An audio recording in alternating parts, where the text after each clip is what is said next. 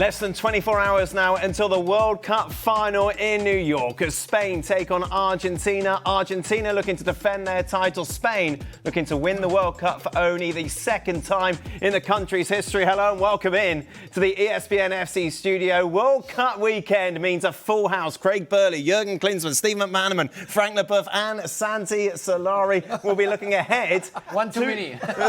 Well, yeah, you said it. We'll be looking ahead to that final later on, but we'll kick things off with an extraordinary match in Miami. France against England. Who cares about this game? It'll be rubbish.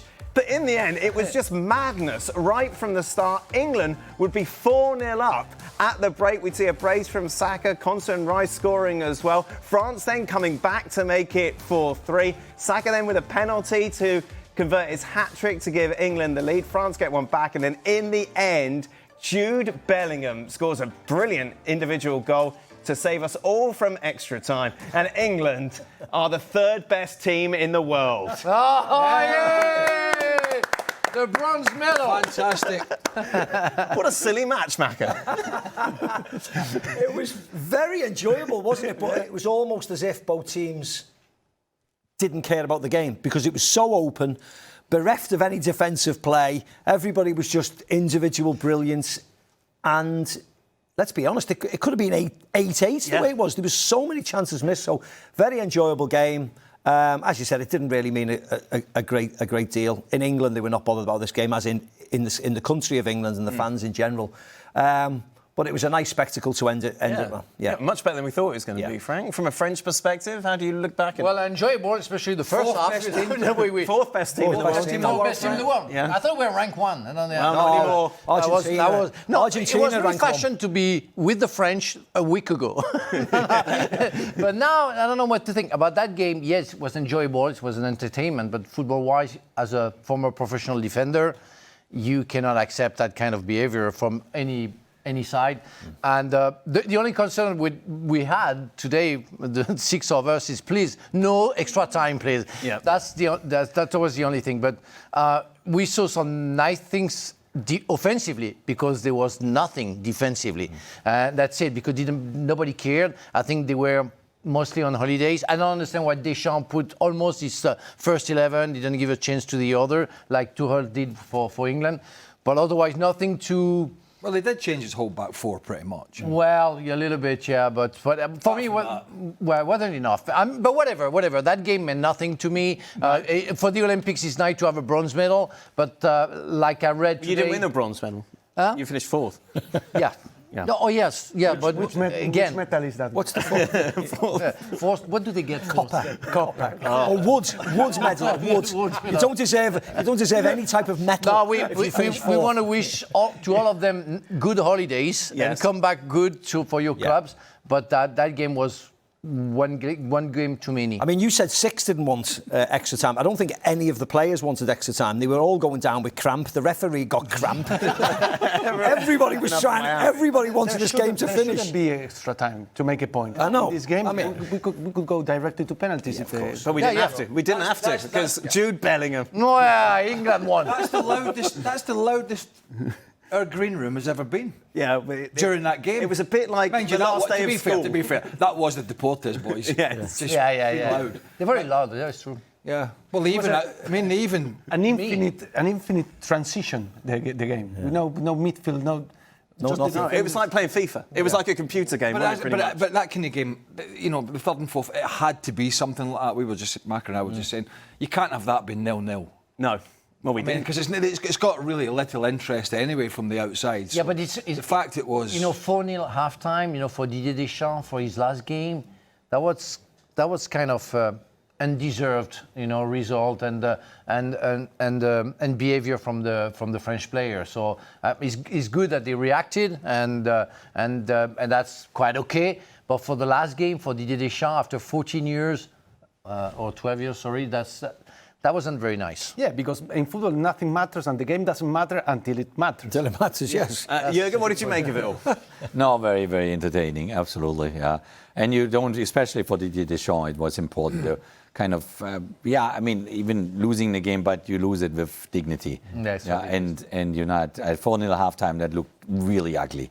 you don't want to get off, a job like that in that manner. So it was good. It was highly entertaining. You coached this game, what, in 2006, was it? I coached the game in 2006, but it was a bit different because we played at home in Germany. We wanted to give farewell to all the German fans for the tournament. So it mattered actually a lot to us. And then finishing third, and everybody was happy with the overall World Cup, hosting the World Cup. It's a different scenario like now for France and England because they both were highly disappointed not getting into the final. And then for that, it was actually fantastic. Third game. I think we got a little glimpse of some of the football the French can play in the second half. Oh, all right, they were chasing their tail. But some of the football they played in the second half was just fantastic to watch. And England were watching. Michael Olise was, it was a kind of what maybe tournament for him. Yes. He wasn't quite himself until they got knocked out, and then he missed some chances in this game. And I was also pleased to see Jude Bellingham come on and finish the tournament the way he did, because he was absolutely... He had a tough season at Real Madrid, like a lot of players, but he really carried this... I mean, him and Kane were the big players, but he really carried this England team as far as he could for Thomas Tuchel. Obviously, he couldn't get them past Argentina, but that's not one man's job. But just the way he came on and took that goal, kind of summed up his World Cup. And I think that bodes well for him going forward with Mourinho at Real Madrid. If he gets a rest, if he takes that form back to La Liga, he's going to be a huge bonus for the new Real Madrid manager. As a coach, Santi, how would you have coped with your team in that sort of performance? In Argentina, we call it solteros contra casados. Okay. Which is, in a training session, you separate the players the day before Christmas between those who are married and those who are single, and you play a game. Oh yeah. Oh, okay. This one. What if you were Frank? Well, you were married. When you were single. When you get divorced in between, what do you do? We used to just do young guns against old ones. That was all we used to do. You did them against single, against married couple. That's unusual, yeah. Married always won. Married always won, of course. Yeah. The talk, I suppose, going into this was the Golden Boot. Yeah. Kylian Mbappe, hence he started. He's now the top goal scorer in the history of the World Cup, as well as just this tournament. That's simply amazing because he's only 27. He's going to play maybe another World Cup. So that's insane. 22 goals all time. And we know how it was hard to beat, which was your teammate from Closer. Yeah, that was insane. 16 goals, and now you see Messi and Kylian Mbappe chasing. And that's crazy. That's simply crazy that guy, so young, can achieve something incredible. Who would have thought the World Cup scorers are at the end of the table, 1 and 11? I think, is that right? These haven't scored in the World Cup. I don't think so. No. Anybody been sent off? No. Anybody been sent off? Sent off too. You look at that, and as Mac has said, Jürgen, only 27. It's nuts. I'm looking forward for him. It's fantastic to have that opportunity. But I think Michael Olise, he will regret this game one day after his career. Of course. Obviously many How many years goals to go. did he miss today? He could have easily scored 5 goals today, in one game only. Yeah. He will regret that at one point in time. We talked about Olise a lot going into this tournament and what he's done in the Bundesliga. Yet, throughout this World Cup, he's now matched the record number of assists, hasn't he? He broke that, breaking Pele's record, but not one goal for him at all. Like, when you reflect on his performance in this tournament and what he could have given us or has given us in the Bundesliga, is that disappointing? Sort of a yes, it is disappointing because a player like him, you expect at least 3, 4, 5 maybe goals in a tournament at that length, because the first tournament ever with 48 teams, one more round, you have 8 games. This game, 8 games now to score a couple of goals. I should have done 5 today. And it reflects a little bit also, unfortunately, the Bundesliga, because it seems to be all easy in the Bundesliga, and once it gets another 1 or 2 or 3 levels higher up, then you are not the same player anymore. That's where I want to go, because Olise had a very good start of the World Cup, played crazy 4 first game, and since Paraguay, he absolutely disappeared. And today, that was the... Great assist. today. Great assist, and somehow some action that we found Olise back, but we also saw the Olise from the last 3 games played for France, and that was exactly a mix of what he was capable and incapable of doing, and so he has to be more consistent. That was the first time that he was giving his talent to the French team in the competition. No doubt that he's a crazy, fantastic, talented player, but he will have to be more consistent. We need him if we want to become a World Cup. Mbappe apart, who was in the front line for France? No, only Mbappe. So you're looking at Dembele, who was that was Ballon d'Or winner. Disappointment. Yeah. Yedui and Barcola were switching. Barcola was pretty good. Yedui started the tournament, yeah. but Deschamps looked as if he couldn't quite make his mind up which one was going to play. That tells you a little bit about the form, and then Dembele, as we mentioned. Yeah. So, it's, Olise, it's been a disappointing tournament for him, and it doesn't make him a bad player. He's a great player. But he wasn't alone. For some reason, this front line, is it maybe the fact that they're trying to squeeze, if you get Bayern Munich, they have 3, or Real Madrid, they have 3. He was trying to squeeze all these players in. He's got 4 super talented players. I mean, did Michael Olise didn't play in the position that he normally plays? He was playing mostly on number 10. Yeah, which he doesn't do at Bayern, and that's a slightly different role for him. Didier had no chances, no other opportunity to choose, or no other thoughts of playing the 4. You don't play the 4, you're crazy, right? Because they're so talented, and you have 5, and you have Barcola on top of it. So you had no other possibilities to do but that one, because they were so talented. I just want to make a point about one player who, for me, surprised me at this level is Upamecano. Defensively, that guy was very, very good. So because we are talking about the player playing in Germany, I think Upamecano was great. Good. Because I want to defend my. It's like Xhaka talking always about this goalkeeper. Obviously, let's get over a couple of questions that people will be asking at home. Yep. If Saka gets a hat-trick in this game, why didn't he feature at all against Argentina? We're not going there, are we? I'm going to go there because people will go there. Well, the answer is we don't know. Thomas Tuchel picked the team that he thought would beat Argentina. Yeah. 55 minutes, this plan was going completely correct, and then for the next 35 minutes, they had 12%. I don't know whether Saka coming on would have changed things. I don't know. There was always question marks about his fitness levels and whether he was fully fit, because you'd think if he was fully fit, he would have played. So maybe there was a question mark about that. But you can't look at it. Today wasn't a proper game of football. You can't take that game into what happened 3 or 4 days ago. Absolutely no chance. No chance. But it makes you think, though, what would have happened if Saka and Rashford enter into the second half? That definitely, yeah. Why do you take Anthony Gordon off and put Konza on? These questions are going to be haunting Thomas Tuchel, because they've just scored 6 against France. He said he had no regrets, Mark. No, of course he's got no regrets. It's the DNA of English football. I mean, the stuff that he came out with after the game was absolute nonsense, wasn't it? And it hasn't done him any favours. You may as well come out and tell the truth and just said we were awful. I don't know what we were going to do. I went defensive to make excuses up. Do you want him to be the coach ridiculous. for the Euros? Me, I don't think he deserves to be coach for the Euros. He was brought in with a specific remit to do better than what Gareth Southgate did. As far as I'm concerned, that remit has failed. I think it's failed. I think it's failed miserably. I've never seen a performance. Is that not the English mentality? No, I've never seen. Keep changing, Oh yeah, but I've never seen an English mentality. I've never seen a game like that where England have scored in the semi-final of the World Cup and then get 12% for the next 35 minutes. That is unheard of. And so it's not so much the result, although it's disappointing as that was. Obviously, it goes without saying. It's the manner and how it came about in the end. Yes. Which is what they're saying back in England. Yes. I thought it was an awful second half. Jürgen, is it self-preservation from him coming out and saying there's no regrets? Well, we've seen that in a lot of teams actually in the World Cup, that when coaches went a goal up, or they kept still the results, it was still 0-0.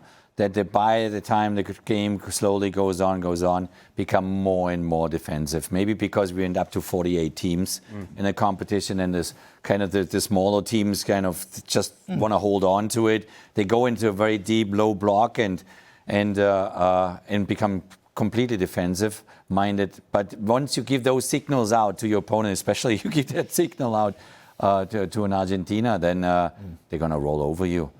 So in a certain way, it reflects in many of the games the culture of that specific football nation. Right. So you can read that into it. But with England, we always hope that it comes now the moment where they just, they're getting closer to the big success, getting into World Cup final again and smelling it. Yeah.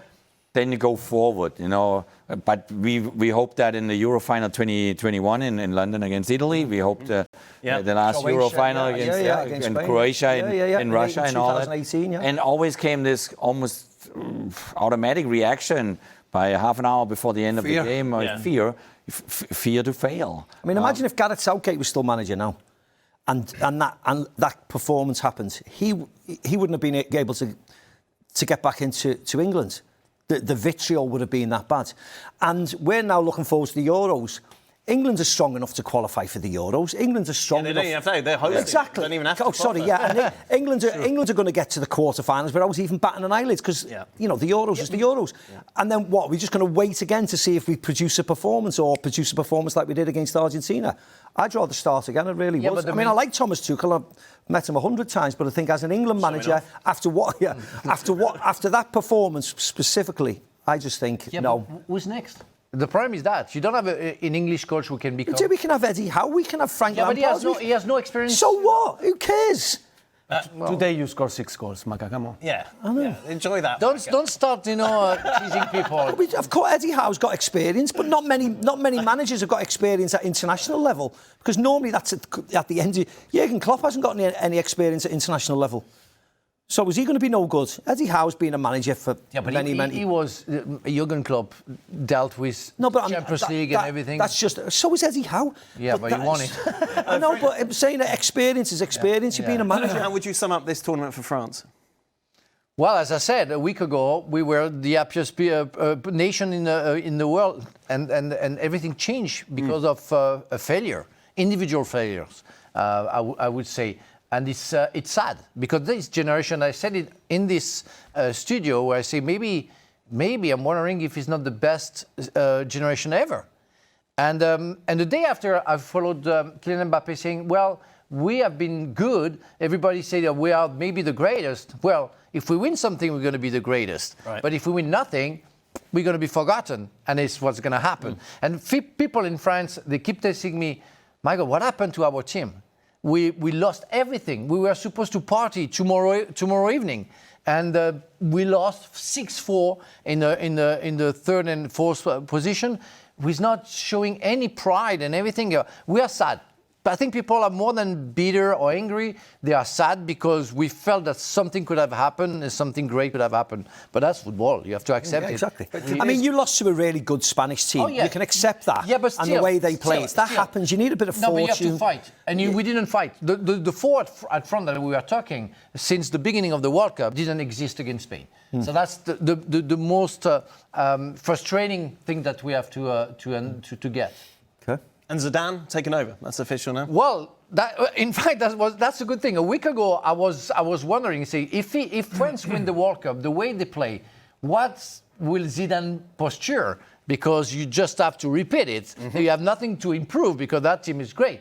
But now, after 2 defeats in a row, you have work to do. So that's a good thing that he comes, and of course we have to welcome him. And he's great after Laurent Blanc. Has it been announced? Did you? Not yet. Not.